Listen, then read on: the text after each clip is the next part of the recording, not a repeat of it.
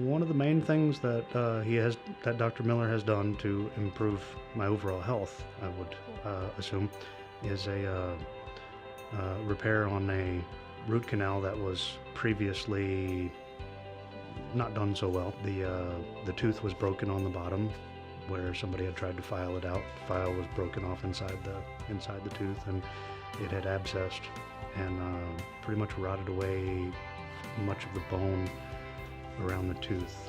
And they were able to go in there and repair the bone and start bone graft procedure and an implant procedure. In a couple weeks, the final crown and everything should come in, and so far I'm pretty pleased with how it's turned out. I was getting headaches, jaw hurt, I was getting pain up the side of my face, all sorts of things that pretty much went away pretty quickly. I didn't actually know it was coming from my tooth. I just thought I had sinus problems, thought I was having headaches, migraines, or something along those lines. And so a lot of that stuff went away completely when the ancient abscess tooth kind of got removed and all the stuff was cleaned out. They do make it as pleasant as possible here.